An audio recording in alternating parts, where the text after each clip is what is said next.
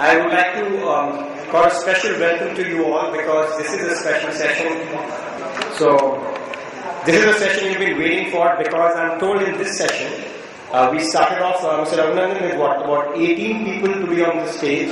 So the moderators kindly opted to be not on stage. So they will be not here but there. The reason why I'm introducing the format is because this is slightly different from what you've seen over the last 2 days.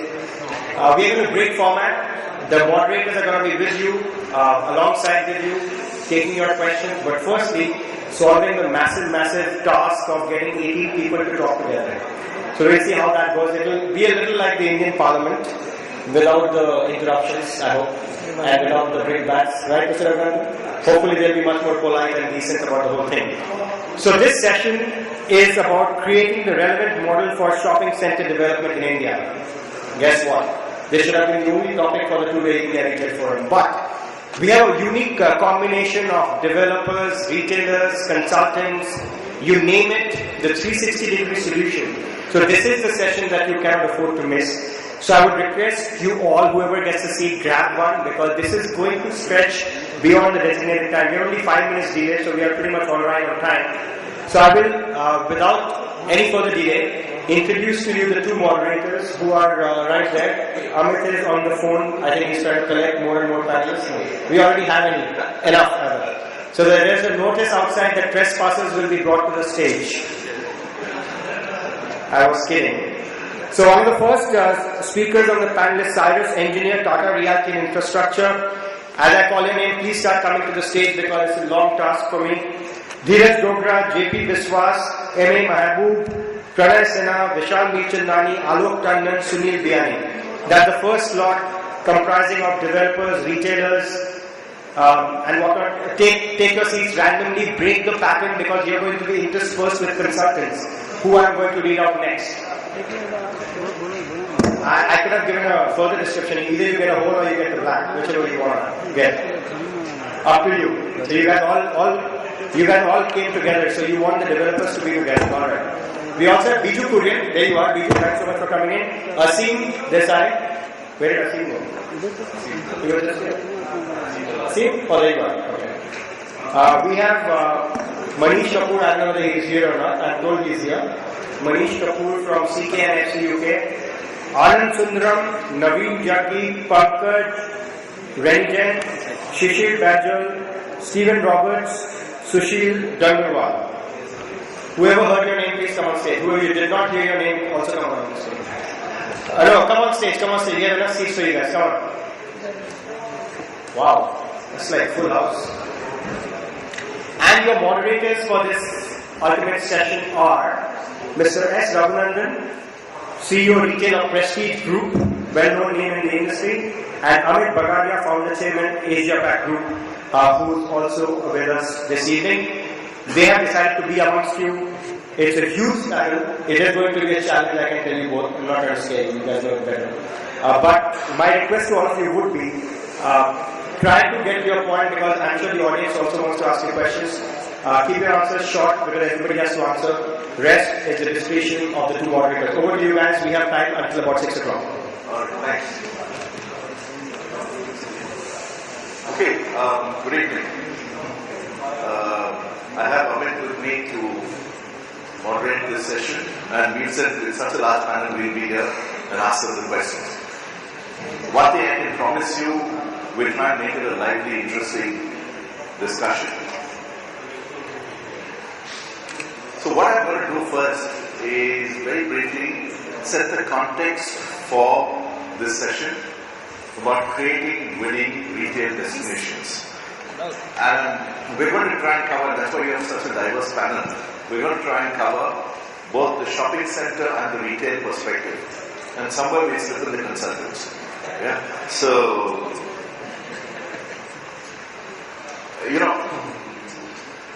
we've developed 4 centers, we're developing another 6 centers in Prestige, and we're on the verge of launching 2 new centers, opening 2 new centers in the next 6 to 8 months. So when we are developing and leasing these new centers, the question is often raised, as to what are we doing ourselves to creating winning retail destinations. How are we going to make sure that these malls are differentiated, they are well positioned, and they will succeed? There are some things which we do which are given, which I call hygiene factors. Obviously your location, any research that you should have done, your zoning, your tenant mix, your mall management. I mean, without these you're dead anyway. So these, we're doing. But fundamentally, what will drive and create a winning retail destination, apart from all of this, is winning retail propositions, is retailers who will succeed. I just mentioned we are launching 2 new malls in the next few months in Hyderabad and Bangalore. In Kukatpalli, we have an interesting situation where literally right opposite our center, which is coming up, is another new center, which is also going to open maybe a few months before us. One of the things we try to do, and I don't know if it's appreciated or not by retailers, is we try to tell retailers, if you're going to the other center, then don't try and open with me, because what's the difference? Why do you want to be on one side of the road and again on the other side of the road? So at a basic level, we're asking these kind of questions. But what we're also trying to do, which we've had some degree of success with our other malls, is we're trying to localize to a large extent. Because we believe winning local retailers succeed better than anybody else. And again, I think we'll cover a lot of that in the discussion. One of the issues I want to set as a context for this creating this unique retail destinations is when we start talking to retailers, invariably the discussion is about rent and cap. The discussion is not about your productivity was 6,000 or 7,000 rupees a year per square foot 5 years ago. It's remained pretty constant now. What are you doing to innovate? What are you doing to increase your throughput, your productivity? What new winning concepts have you created? Invariably, we don't tend to have good discussions on these issues. Part of the problem, not that anybody's at fault, is the way the whole thing is structured. I deal with business development people, not with the business people. So it's difficult to have a conversation with somebody who's looking to minimize the rent, whereas you're looking to maximize revenue. So different approaches. The other thing in terms of context is a lot of new retailers, a lot of buzz is being created. Zara came in a few years back, Forever 21 has entered, Uniqlo, Gap, H&M are all waiting in the wings. Initially, and these are very early days, but their productivity is substantially higher than what we expected, what we've seen of retailers in India. Why do they have such high productivity level? For example, people ask me, why am I putting Apple in the ground floor in our malls now? It's such a compelling, powerful customer proposition. So that is again very different. So that's the sort of context I wanted to set for the shopping center development and how we are doing it. I'm now going to turn over and ask Amit to touch upon some innovative approaches to this business that he will share with you examples from Southeast Asia, and then we'll look at India, and then we'll of course go into the panel and get a good discussion going. So over to you. Thanks, Raghu.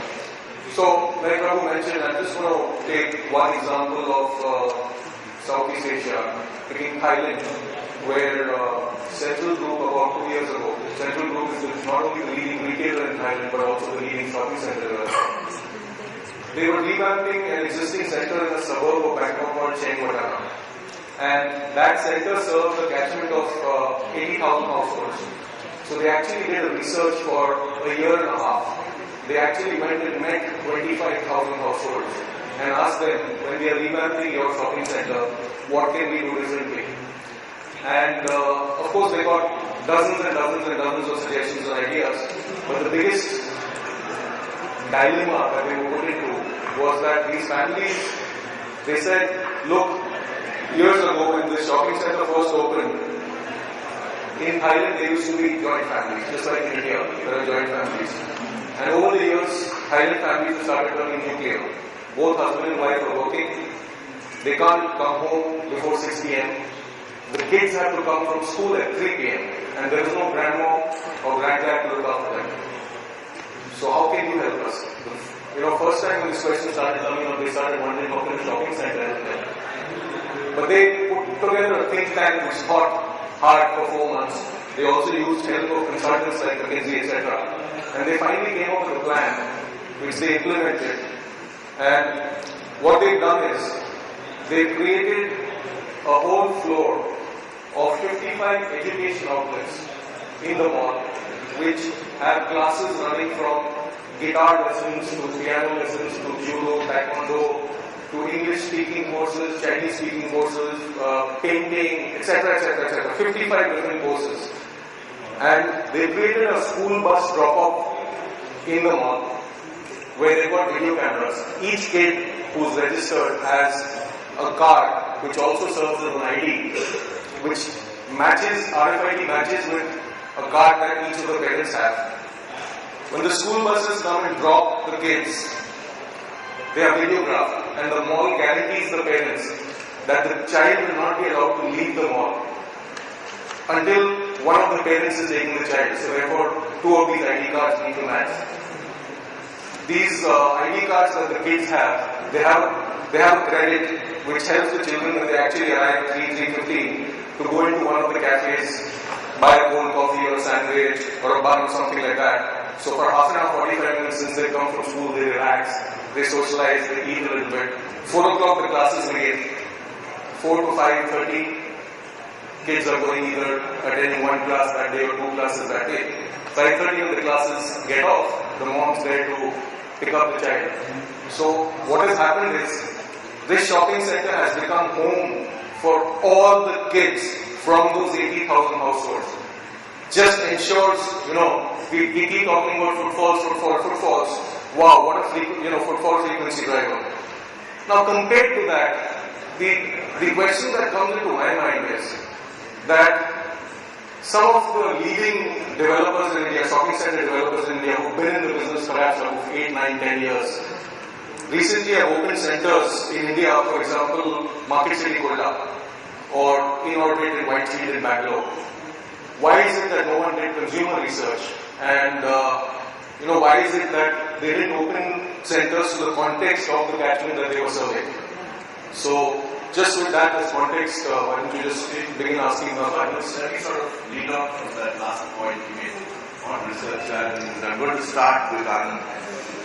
Anand, how many Indian developers are planning, designing and building shopping centers based on research into consumer insights? So why don't you kick off with that?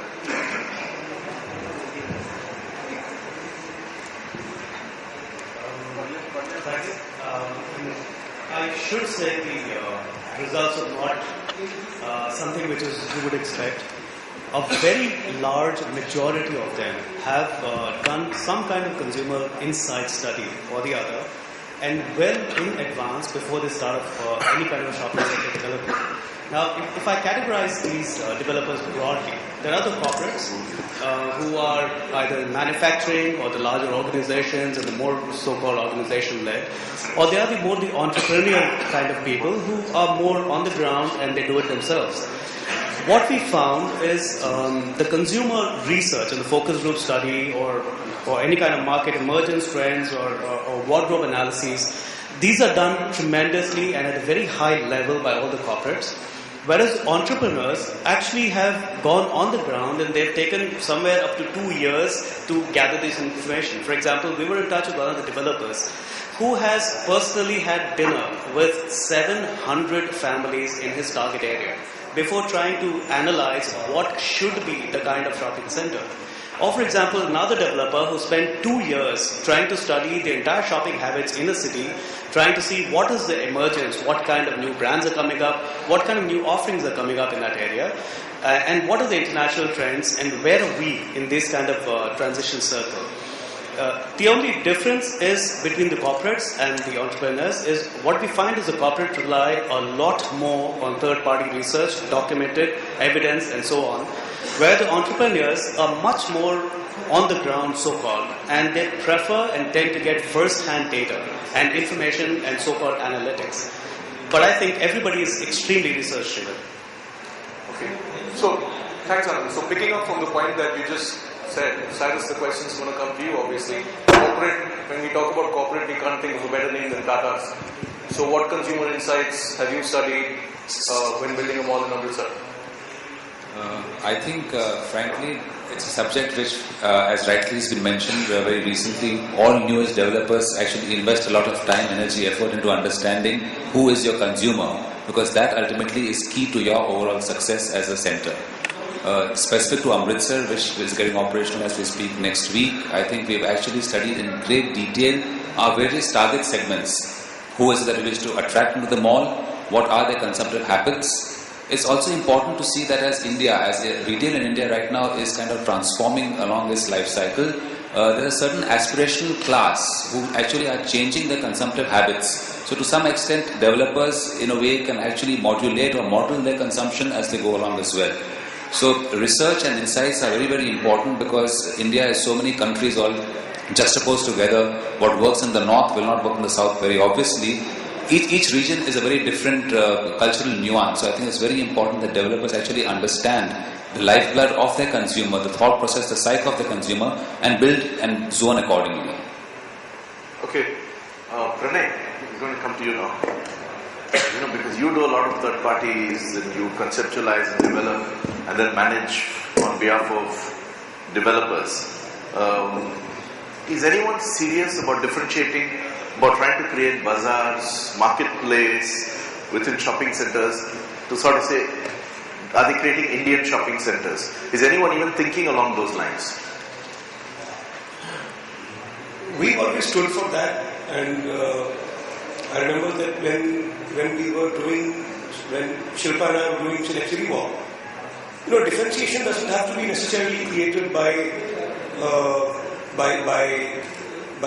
more obvious things like what you mentioned. I think differentiation can also be created by the manner in which you manage every micro inch of space that you have and how you create a million reasons for people to visit the mall.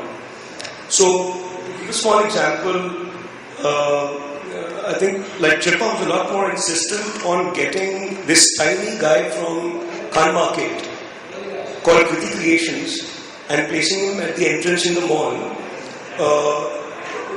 much to his unwillingness to participate in the mall after some couple of bad experiences. And I think we must have tried for over 2 years to convince this guy to come in and give him the prime entrance location that he had, because we wanted this to be the mall where people come to buy holy colors and Diwali decor and everything that keeps changing. And eventually he did come, and he's doing extremely well, and that gives people one more reason to come to City Walk whenever there's any festival approaching, or even otherwise to buy puja stuff.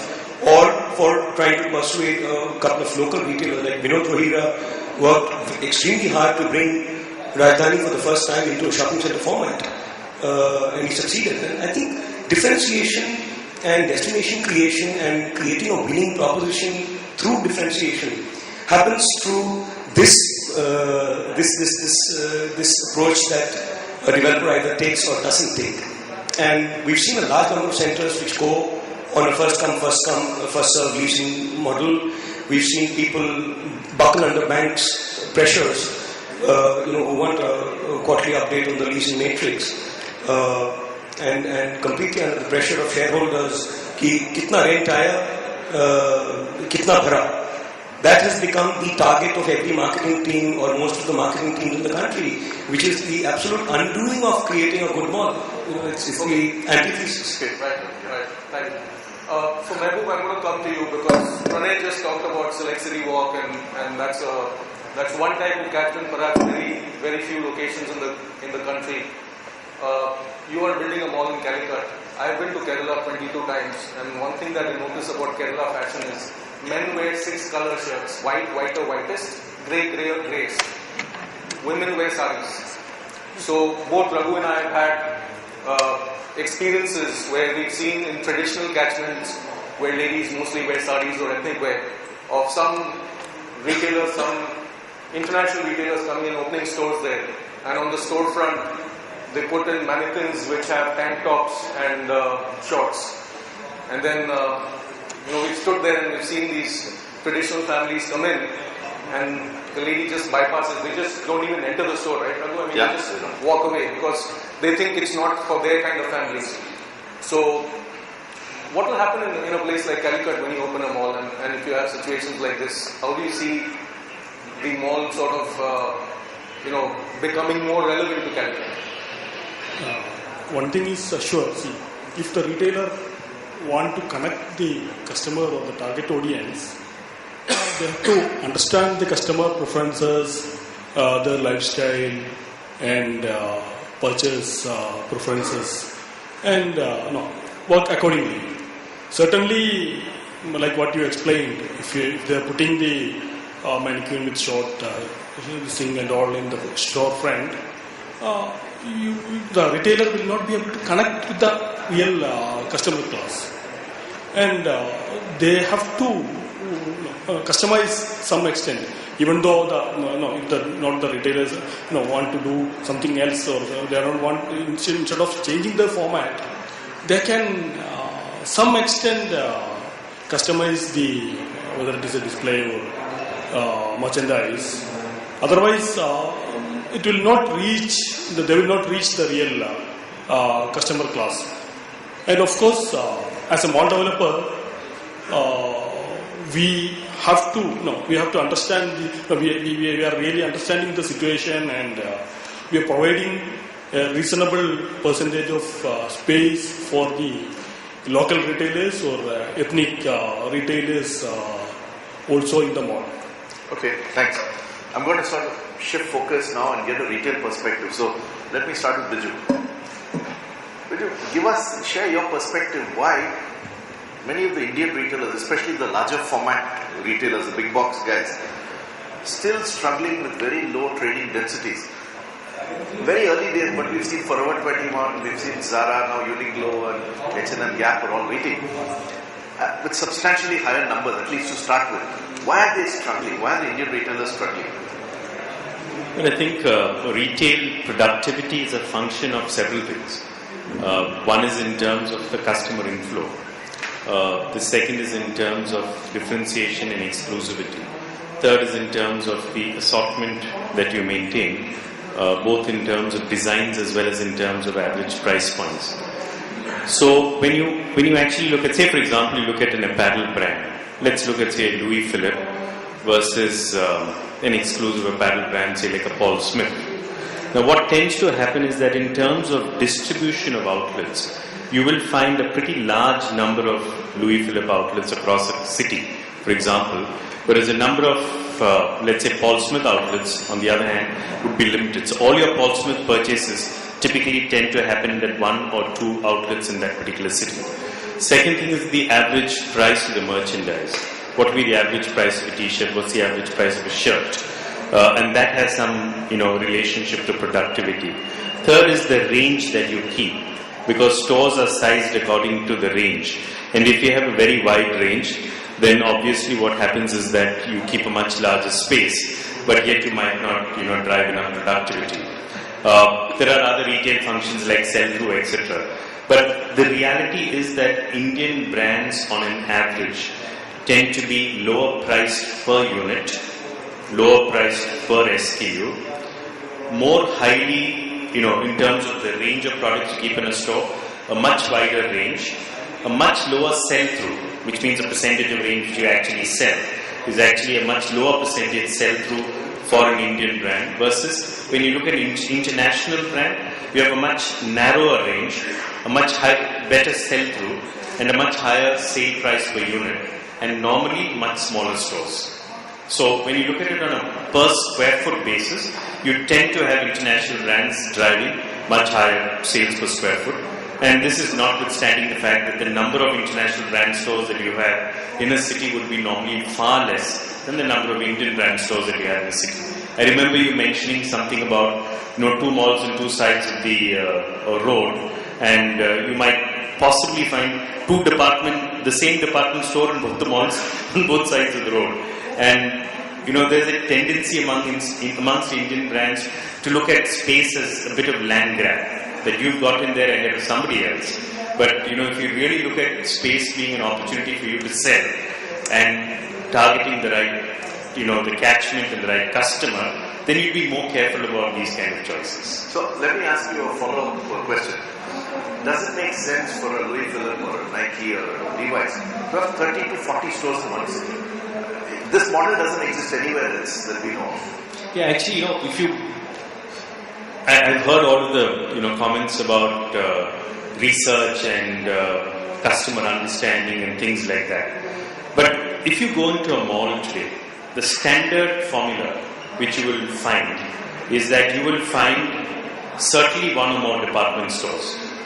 You will certainly find about 70 to 80% of apparel stores dominated by national brands of men's apparel.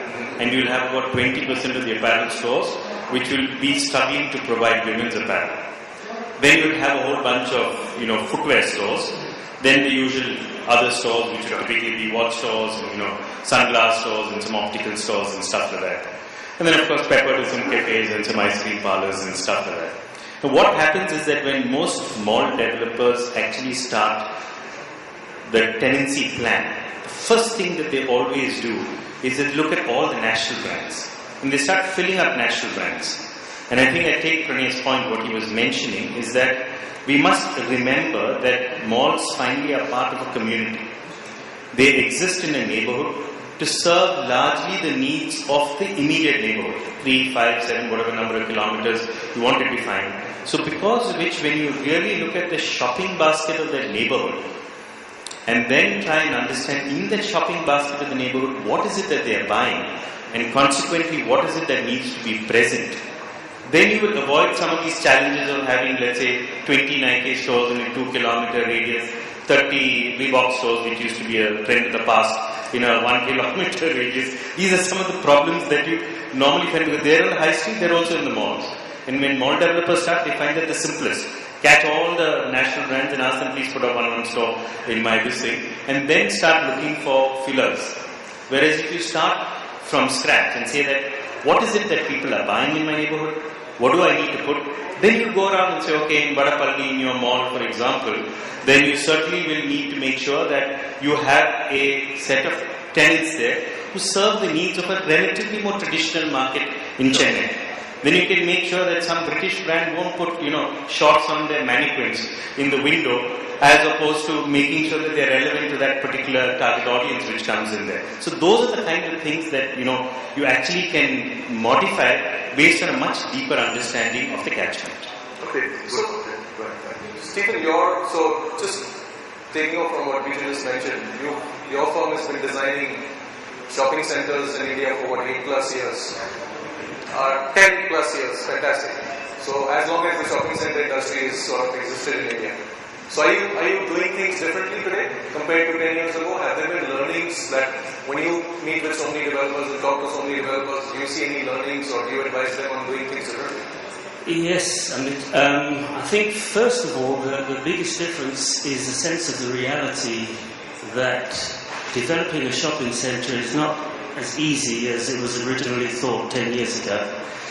As an example, when we first came to India and we looked around at the market and saw what there was there, we thought this is a no-brainer for us. We were going to come in here and make millions.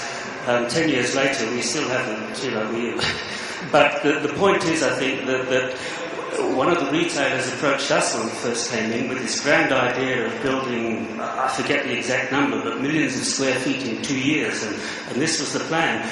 And I think what's happened is that in the actual working out of this, people have understood that a shopping centre is not merely a question of build it and they will come. It takes a lot more planning. It takes, and I think the value of planning is something which has increased. I think the terminology has increased. I mean, one of the things when we first came here, any centre that had 2 shops under the same roof was called a mall.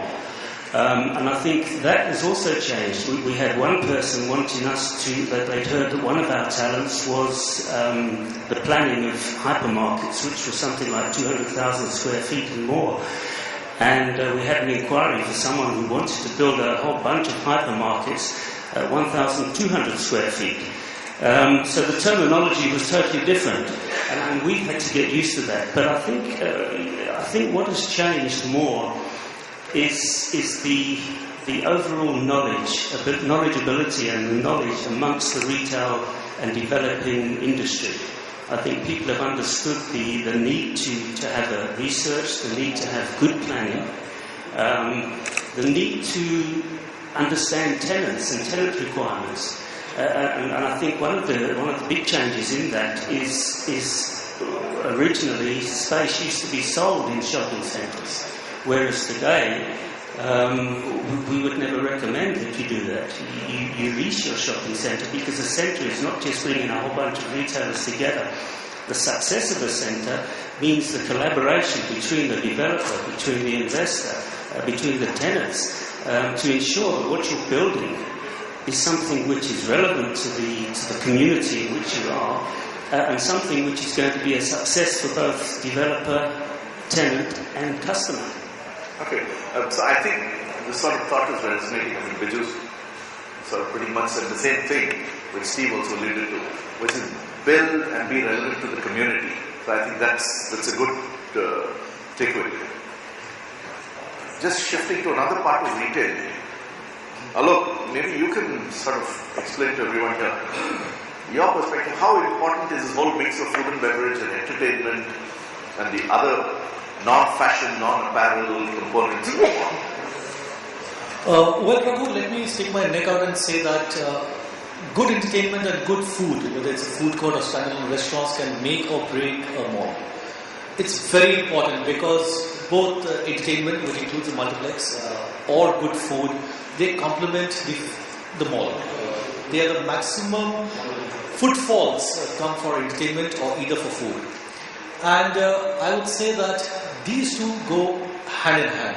When a patron goes out, or when a guest comes, or when a consumer comes to a mall, apart from shopping, he's looking at good time. He's willing to spend about 3 to 4 hours over there on a weekend or even during a weekday, have good food, and also be entertained, whether it's go to the gaming zone or watch a movie or do whatever he wants to do with his family.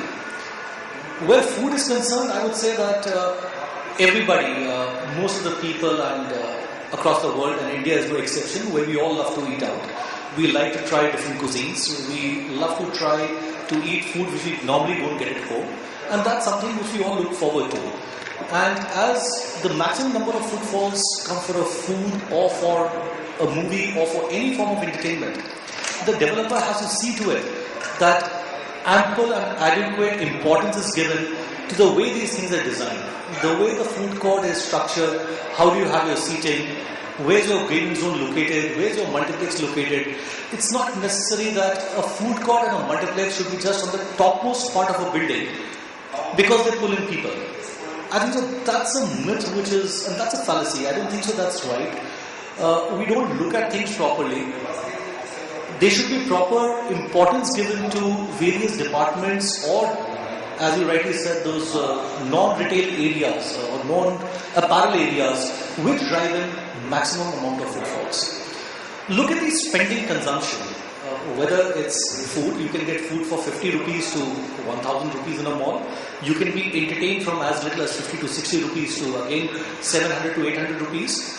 Look at the people who come over there. You've got youngsters coming in, you've got couples coming in, you've got families coming in, and they are the people who drive in footfalls. These are the people who literally come and spend over there.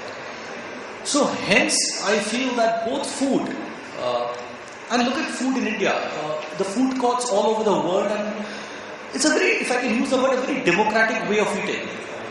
I go with my wife and my children, and all of us can have whatever food we like to have. It's not necessary that you have only one type of cuisine. So it's of paramount importance that we have a good mix of entertainment, we have a good mix of food, and also proper design is there.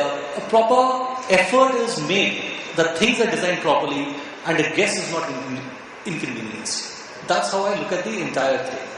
It's very easy to pull up people to a multiplex, but then what happens to a patron when he's leaving out? He has to climb down 5 or 6 stairs and then come out? No, I don't think so that's right.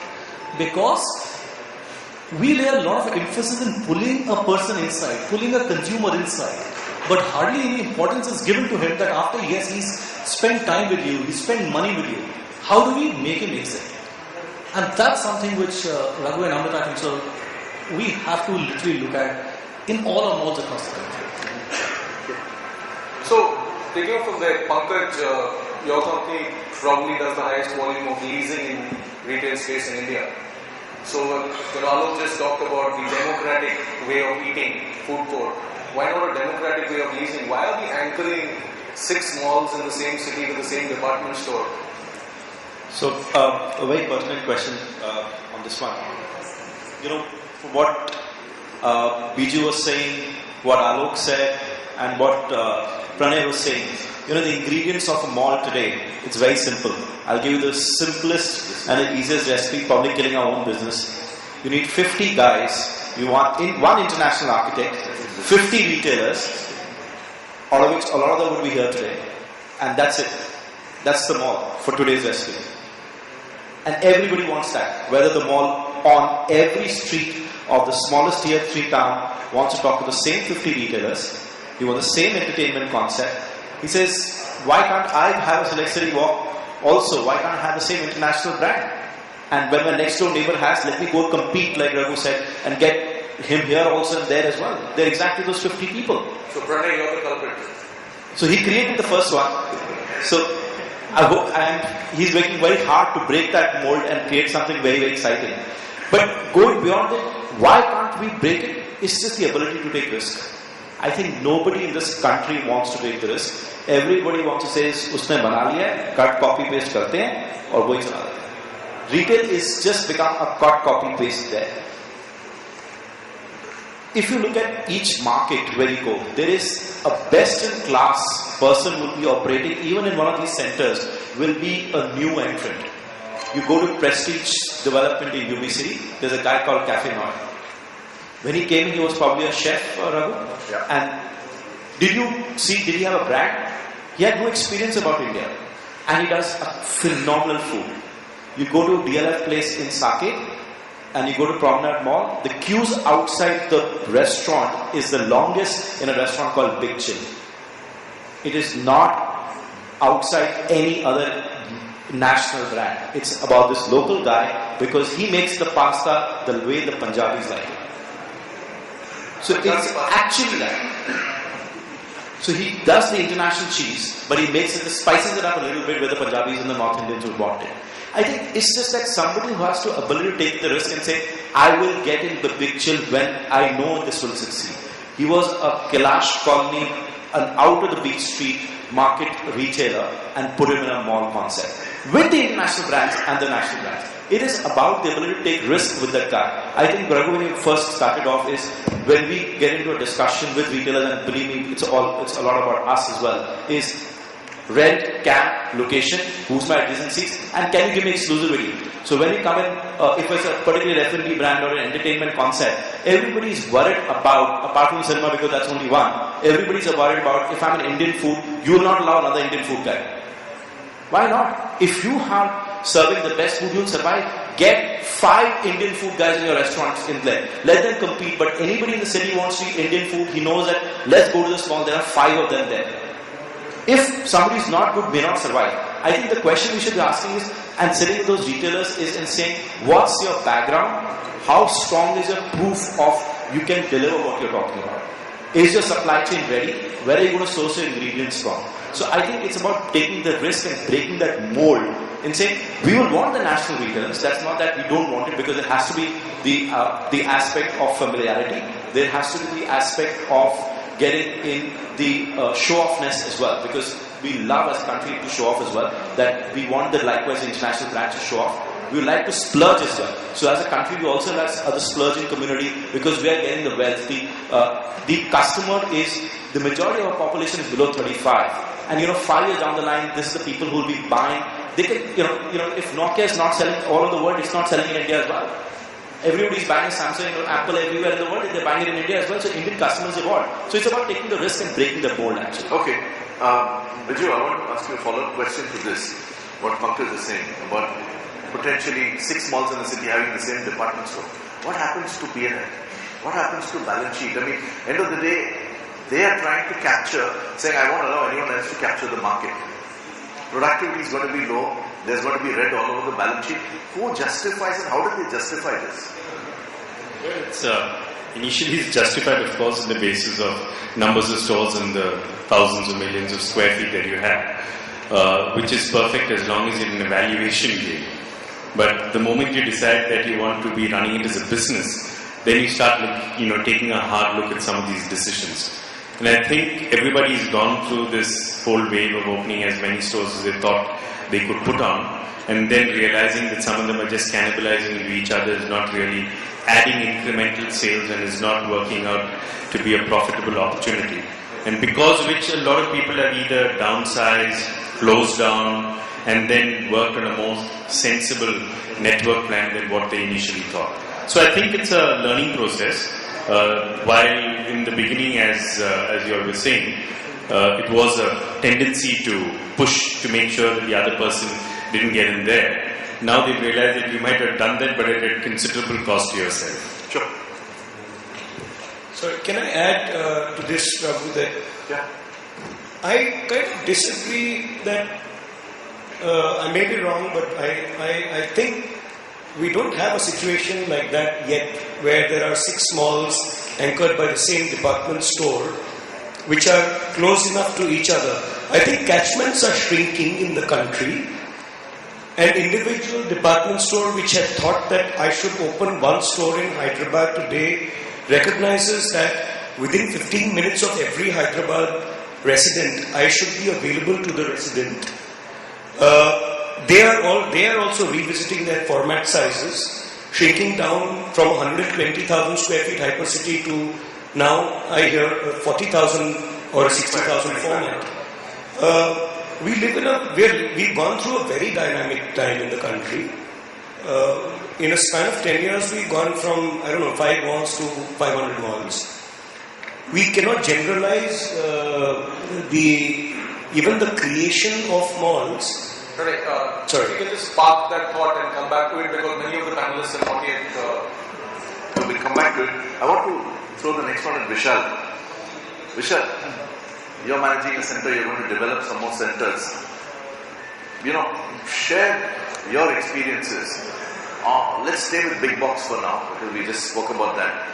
If you look at big box department store, why is it that a family-run big box has, in your own center, literally double the trading density of a department store?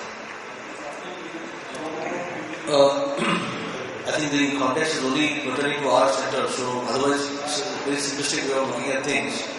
I don't think first of all the trading density is double, because our big box department store is also doing pretty good business. However, there are differences between the way the two retail formats are operating, and there is history to that. The history is very simple, that one department store, which is the family-run department store, is driven from the core as an ethnic wear department store. So the core of the department store category is saris and now chudars, kurtas. Now this has been the traditional business of the retailers in 75 years, much before any organized retail format sort of started trading in India. And through the years, it has continued to thrive. Until today, although we like to call ourselves a modernizing nation, we still dress in ethnic wear, and sizable part of our women population still wear saris and ethnic wear. So it is a very relevant format, one that they have mastered over 75 years. Whereas when you compare it to the department store format under the so-called corporate umbrella, that format is more of the modern department store format, which actually is multi-branded retail, so to speak, with a combination of private label. And mind you, even they have recognized that ethnic wear is a very strong component of a woman's wardrobe, and therefore through the private label and through some of the very few homegrown brands, they've been able to also have a fairly dominant offering of ethnic wear. However, they are still not at the same level of the family-owned department store. So the difference is basically because of the category dominance that the family-led managed department store carries, they're able to differentiate for that particular consuming audience. But in the broader sense, if I have to say compare between the two, I would say that both of them are relevant to a shopping center. They, I think, coexist without really, in effect, cannibalizing each other's businesses, and both of them do healthy business. So I think it's a win-win existence, at least for us, in our shopping center. Okay, so thanks, Vishal. So taking off from what Vishal just said, JP, I'm going to ask you a question. He said about both of them are not cannibalizing from each other. Both need to coexist. And earlier, Biju talked about 80% of the vanilla stores are catering to men's fashion. So what about the trade mix between ethnic wear and western wear in a mall? I mean, most catchments in this country, except maybe one or two small ones like Select City Walk, anywhere between 70 to 95% of the women still wear traditional ethnic wear. So why is it that we are putting like 2% or 5% of the fashion space for ethnic wear and the balance is for western wear? Okay. In my last assignment, actually, we looked deep into this, and we actually set about trying to address this, and we all said and agreed that we should bring in more ethnic wear retailers. But the fact is that either there is a lack of capability or there is a lack of willingness. Ethnic wear retailers, typically the unorganized sector, they either find the rentals too high or the cost of occupancy too high, or they find that because you have to leverage sales information and a whole lot of those things when they are in the mall, they are just not willing to come in. Having said that, there are now a couple of ethnic wear retailers who are taking into the mall, but then that is too few as of now. We also find that the mall as a concept addresses a segment which is like the upper segment, the upper middle class segment, whereas the ethnic wear, which is owned by women, they are mostly the middle and the mass market, who's very, very price conscious. So the first thing that a lady would do is go and check the price, and she would love to bargain. Now all these things I don't think is possible anymore, and this is understood very well by the retailers. They are completely glued on to their customers. They know what their customer wants. They might actually put the price tag as 1,000, keeping a 200 margin, so that lady comes, bargains, gets it down to 800, goes home happy. But that is not possible anymore. So all these things, regardless of the price points that the different consumer segments are getting to, do we at least agree that women comprise probably 65, 70, 75% of the shopper in a mall? So I'm just going to take off from there and ask Biju this question because it's more pertinent to retailers. There are about 120 people in this room. There are 11 women. There is no woman on the panel. Are we men qualified to run retail businesses and plan retail businesses? Two parts to it. I think the men bring the rational mindset to a retail business, which is calculating the balance sheet and the profit and loss, and the women bring the emotional aspect, which is understanding what customers want. I wonder Sonia Gandhi's good. Sonia Gandhi will actually introduce the schemes, and Chidambaram will do the calculation around how he's going to fund it. Yeah, but you still have to answer the question about why are there no women CEOs in our, not just CEOs. Well, I think if you look at the retail business, typically a lot of the people in the retail business today are those who work their way up through the retail business, joined in and then work their ways up. The point is that retail is a very different business, and what tends to happen, at least at the management level, is women tend to move off into areas such as, say, product buying, merchandising, those areas, and tend to look at it largely from the product perspective. Of course, nowadays there are some exceptions around women coming into retail business. So you've got lots of women who are heading retail businesses in India. So whether it's a Starbucks or a Tupperware or various other companies, different forms of retail businesses are actually being headed by women. But traditionally, the bench strength of women in retail has always been low, which is one of the reasons why they haven't really had too many at the top. Steve, I want to ask you something. There was earlier about discussion about corporate stores, family-run stores, and so on. In South Africa, can you share with us the example, like Pick n Pay and other retailers, who actually very large corporate stores, who now started franchising very successfully? Yeah, I think what happened, this particular retailer, a national retailer in South Africa, typically owning hypermarkets and supermarkets. A few years ago, they suddenly found that a lot of their stores were not doing the turnovers expected. And these were stores of something like 40,000 square feet.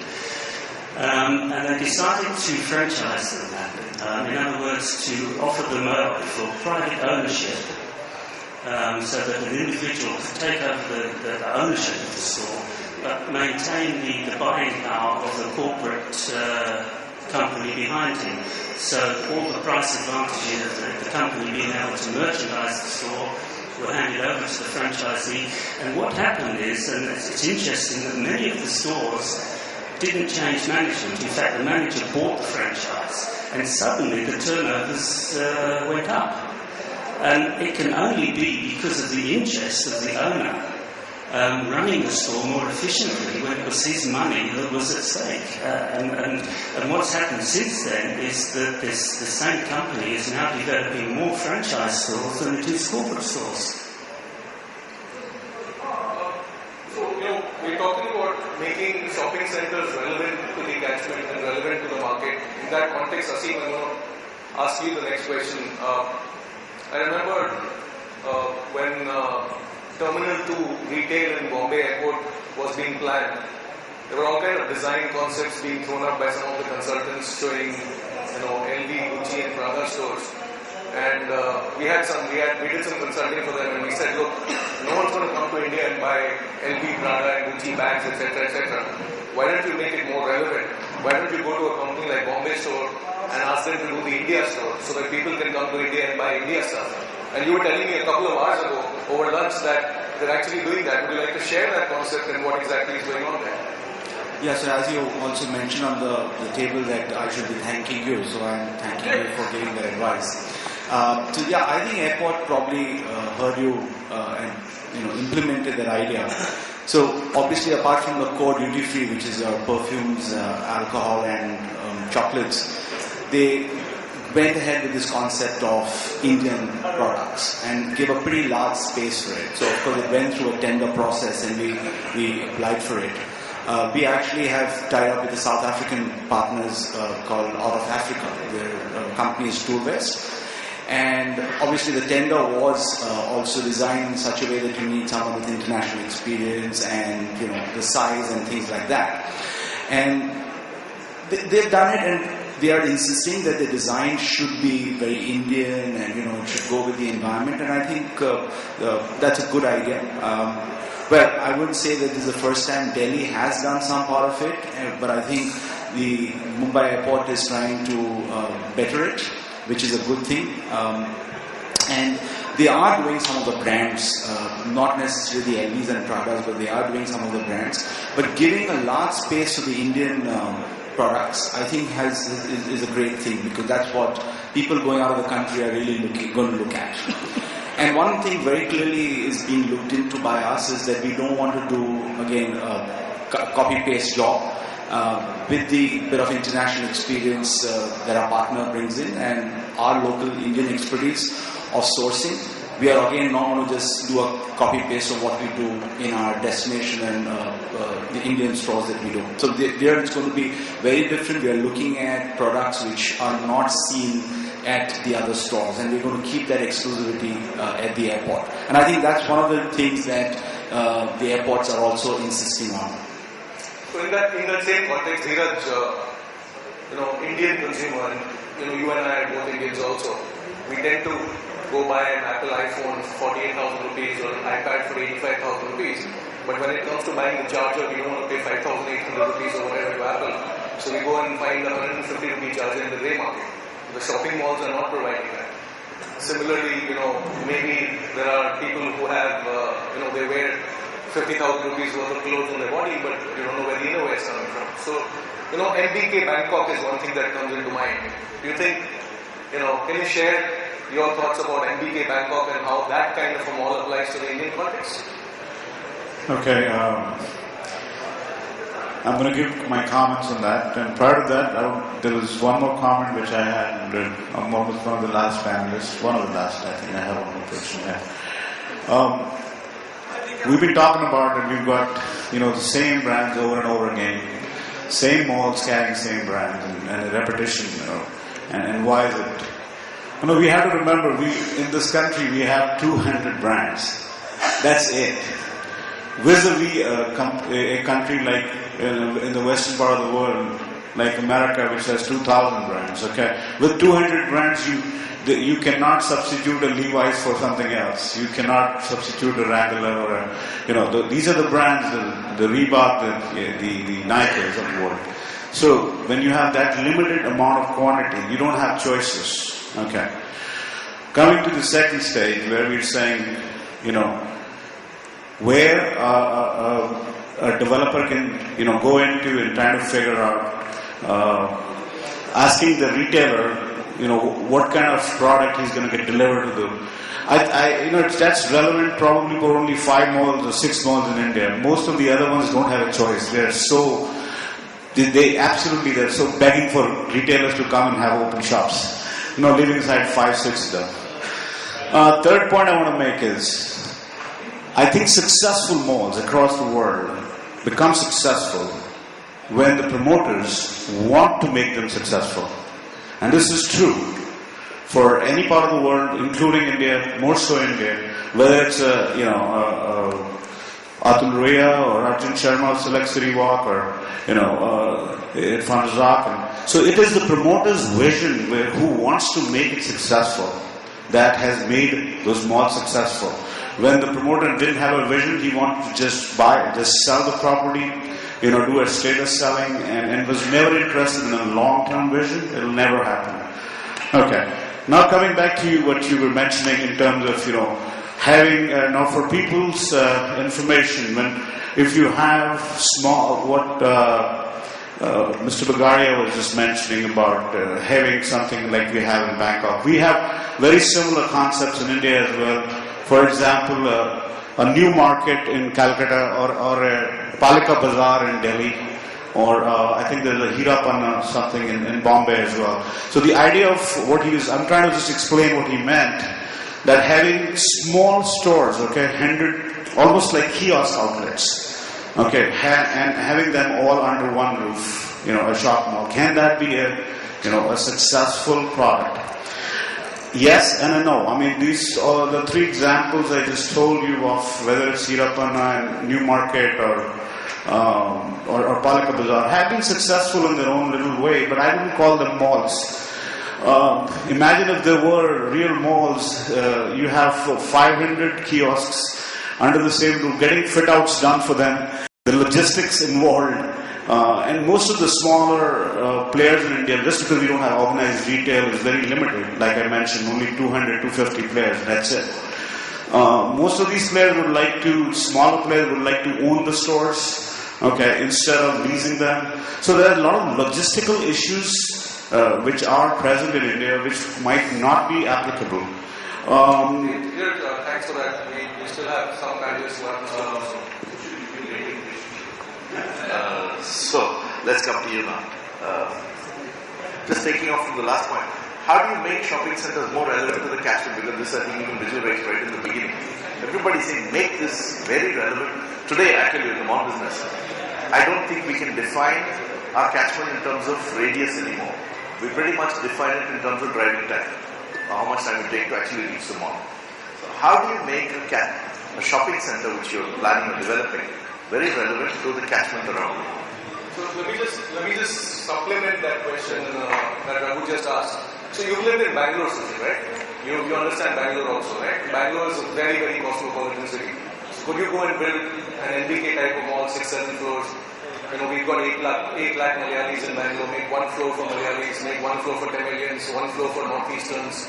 Can we do something like that? Do you think that kind of a model work? I see Anand smiling, so maybe we'll take a comment later. Yeah, I'll take one by one. I'll take the first one by you.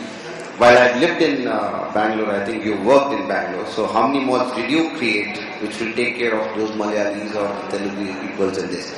So it's not about what you can create or what you want to create. It's always about what the demand is. You know, where is the customer willing to put his money? Where is he willing to spend? I mean, that's what we all would be doing, because at the end of the day, we all look at the bottom line. I mean, none of us are looking at the top lines. Everybody wants to make money, everybody wants to keep their bosses happy. Okay, one. Second, coming back to Raghu's question, yes, every mall has to be created keeping in mind the catchment. Okay, but it is the mall developers or the mall owner's prerogative to define his catchment. You don't have to be defined your catchment by 1 kilometers and 2 kilometers. I think that's the wrong way of doing it. You know, your catchment is how much of power does your mall have to pull people. I mean, whether it's 5 minutes or 5 kilometers. The time may be good for the metros, distance for the smaller cities. But end of the day, you need to create product as a mall.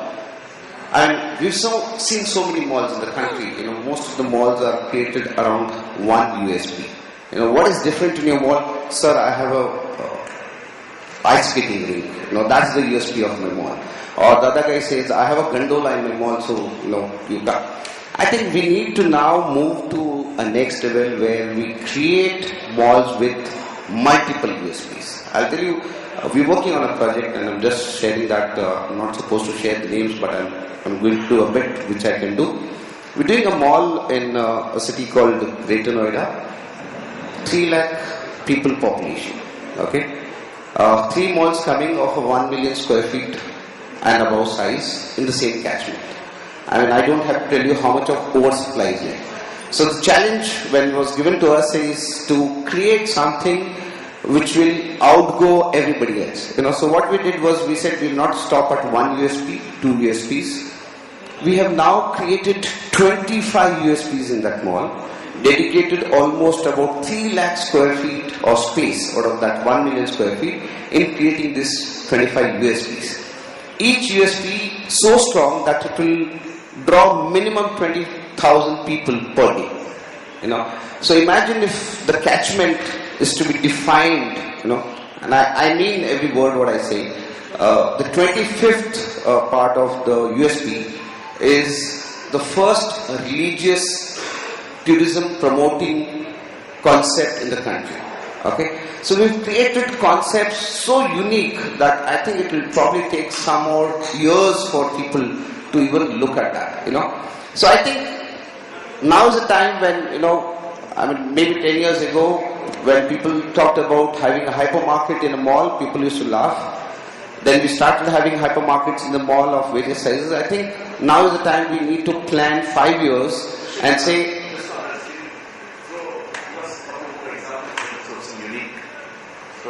okay, I'll share you one thing what we're doing over there is one of the biggest USPs we've created there is we're making a virtual Taj Mahal. Okay, we're making a Taj Mahal in a physical form. Okay, and so it's about tourism. And also when you get into the Taj Mahal, we have a stimulator center inside that, which takes you to the 7 floors beneath the Taj Mahal, which you are not allowed to even do in Agra, you know. And there's a lot of education of what is happening and what happened, say, 400 years ago in Taj Mahal, you know. Or we're doing the Hulk concept, you know. So, and that's a mall where you can come and fight with the Hulk. I mean, physically, a Hulk which is 60 feet tall. I mean, we are creating something which is very unique. 3 lakh square feet you're talking about. Is that dedicated more to these kind of concepts, entertainment, tourism? Is it dedicated more to that? Out of 12 lakh square feet, 3 lakh square feet is what has been dedicated purely this, apart from the multiplex and the FEC and all of that put together. I mean, apart from all of that, the shopping. Yeah. So the revenue will come more from ticketing and seeing the attraction and so on. Yes. Okay, I think that's quite interesting. What we're going to do before we throw it open to the floor, because we have about 10 minutes, is I'm going to ask each of the panelists, starting with Viren, give them 30 seconds, just as a sort of a summation of what's been discussed, their own thoughts, anything that hasn't been covered so far. So we can start with you.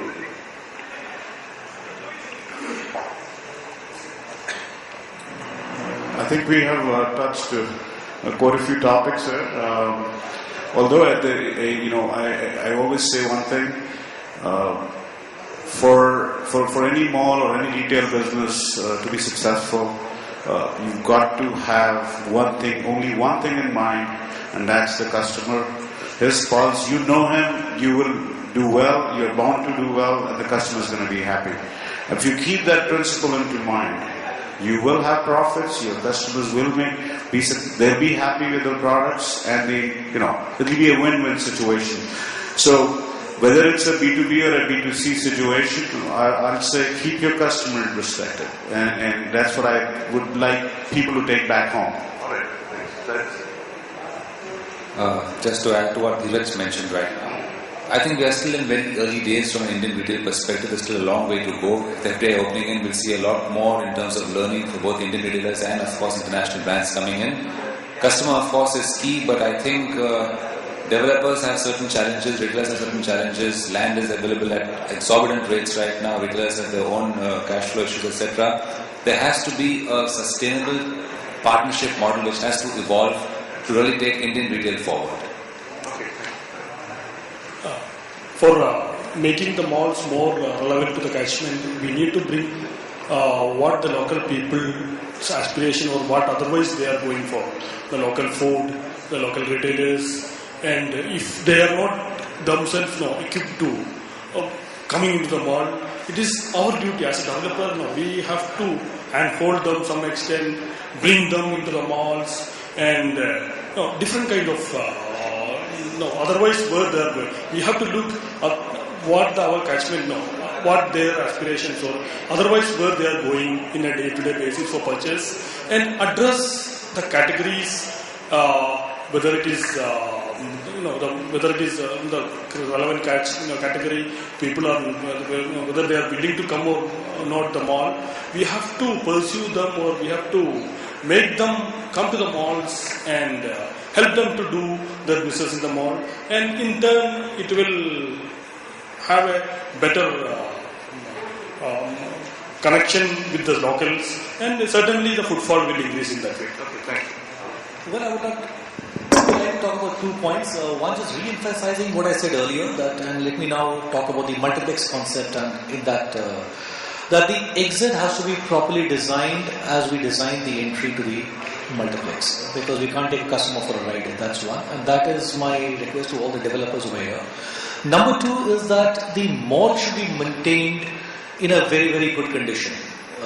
Whether it's the housekeeping, whether it's the security, the safety, all aspects of the mall. I think so. If you enter a dirty mall, I don't think so anybody of us would like to enter that again. So these are 2 main things I would like to talk about. Hello, you missed a key point there. Both those points are related, because if they don't maintain the mall well, then the exit is as it is designed. Well, I totally agree with you. The exit is designed. If it's not, then hard luck for everybody. Okay, Sushil? I think the best malls are the malls which are easy in, easy out. I mean, if you do not look at the convenience of your customer, then you've done it all wrong. I mean, if I can't get into a mall and I don't know how to get out of it, it's going to be a mess. So, yes, that's the way malls have to be designed. I think some of the solutions that we have discussed and the points that we have raised, issues that we have raised, I think they are, you can say some of them are relevant, some of them I think are too simplistic views. I think the business is quite practical, and yet it requires fair amount of digging into. I am of the view, for example, when we discussed about the Indian versus international brand, and I'm talking about a good Indian brand versus a good international brand. I don't think there is a difference, a tremendous difference in the trading densities in the same location. In fact, I think international brands are given preference of locations in all the malls, whereas the good Indian brands are not given as good a preference in locations. And yet I feel that the good Indian brands deliver good returns. They perform quite well. They're well-managed companies. On the other hand, I feel that the international brands have gotten a lot of rope because they are international brands. However, they have not been able to live up to the promise in all the locations. I think they need to study. I think there's a lot of understanding of the Indian market that is left to be done. How the consumer behavior is actually existing in the country. It's not as simplistic as bringing something from a city in Europe into a city in India and expecting the same results. It's not going to happen that way. So it is not correct to assume that, and secondly, not correct to also blame the mall that the business is not existent or business is suboptimal. So I think that all players in the business need to really dig deep and understand the conditions far better. I actually feel very positive. I think we've been going over this dialogue for over 10 years or 8 years or 9 years now, and I see the change. I see the malls much better today. I'm proud to have an Elante in the country. I'm proud to have a Velachery in the market cities and the orbits, and I just see good malls coming up, big, small, different, with religious tourism inside, with better planned. This is the first conference that I've attended in the last 10 years where the word CAM has not come up, and I see or super built up area. So I see a massive evolution having taken place in the country already, and I agree with Cyrus that this is still an early stage, which is what makes India so exciting and this business so exciting. Sorry, I have to leave. I have a flight to catch, so I have to excuse myself. Thanks.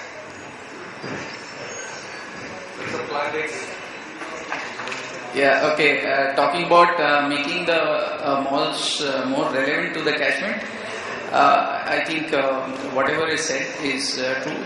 Only thing I want to add is how do we go about it is maybe the developers need to start encouraging those retailers with pure revenue share deals, putting a little more faith on the retailers and believing in what they are doing, and it goes for both apparel as well as non-apparel businesses, particularly food, which actually goes a long way making the mall relevant to the catchment.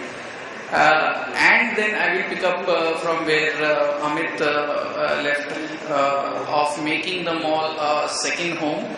So maybe we should try and put a lot more non-apparel or non-product retail, which is more of services, into the mall, so that people come to the mall for not only their shopping needs but maybe for many other needs, so that the dwell time in the mall increases and hence the throughput of the mall increases. So the word they use there is experience retail. Yep. Pardon? Is that a question? Yeah.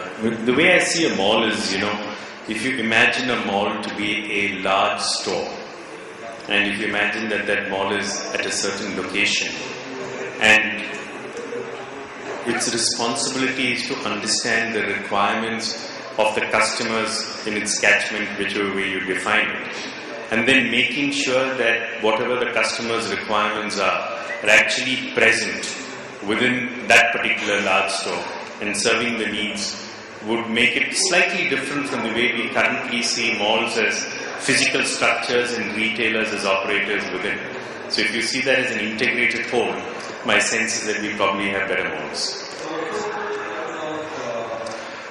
I think one of the things, maybe a little contrary to you, but I think to control the mushrooming of malls, I think there should be some regulation. I think you just can't have malls happening all over the place, and I know there are a lot of mall developers, but there has to be some regulation of even right from a parking space to the vicinity to everything, because it's just creating too much of it. In the US or in France or in Germany, if you want to build a mall, you have to apply, you have to prove a certificate of need, which basically comes from voting of the citizens who live there. And it could take 8.5, 9 years for you to get a certificate of need. So, yeah, I don't know whether we'll ever reach there in India, but good point, very good point. Yeah. And the second thing, sorry, just a quick thing was why Zara and Forever 21's density, per square foot sales is higher. I don't think we still have an answer. Maybe we have some answer, we don't have a solution as to why some of the Indian brands can't do that. Although Vishal or someone said that Indian brands are also doing the same density, I still don't believe they are.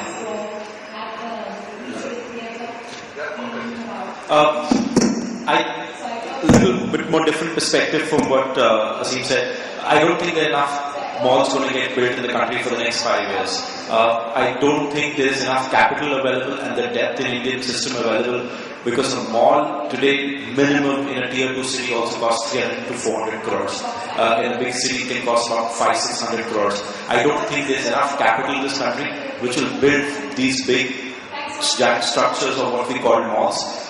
So, and what we see is already like handful, 4 or 5 big mall openings a year. That's it. Probably this trend will continue. But is there more demand? There's far more demand for retail. You're talking about 60% of population below 35, the spending population. Awareness is increasing, people are spending. So where from developers community comes in, how are they prepared to create differentiated retail centers, which could be smaller blocks of spaces, have the right ingredients for a differentiated catchment in each market, because each market or each catchment is different. How do you create these centers? Does it necessarily have to have a branded departmental store which you're very used to, or it can be anchored by an RMKV or an Ali Saris, which could be smaller? So we create those in those smaller centers. Secondly, from a retailer's perspective, to occupy these centers, how flexible are your formats going to get to these centers? Because everywhere you cannot get the same 2,000 square feet store which you're used to. So it could be the store sizes could be right from a 300 square feet to even a 5,000 square feet in a similar format of retailer. But each market is going to get different because number of malls are not going to get as many built. Secondly, if we say that same malls will increase capacity, they cannot. If you have 1,000 car parking spaces, you cannot get more than 20,000 people in. That's it. So your rents are not going to increase because there's a cost beyond it which the retailer cannot afford as well. So there is going to be a saturation point beyond that, and that's where the differentiated legal retail is going to come in. I believe that if malls have to be successful, they necessarily need to be tailored to the catchment. And one of the keys in this, I would urge is to go beyond the paper, walk the street, walk the markets, talk to the people, and that's what the need emerges.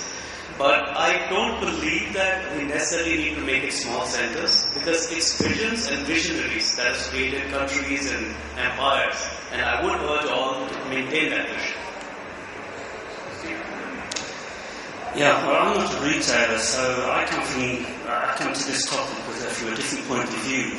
And by the time an architect gets appointed, one would hope that the research has been done, that the catchment area has been established and identified, and thus the merchandise mix. But what I would say from a design point of view is that don't undervalue the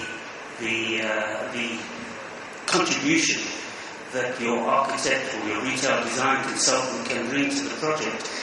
And I say this from experience, that one needs to build relationships not only with developers but with retailers as well. It's something we've done in South Africa, and therefore when we design a shopping centre and the developer takes it to a retailer to offer him space, the retailer is comfortable to know that we've designed the centre, not just we, there are others as well, but it's a point of view, and I think it's relationships that need to be built.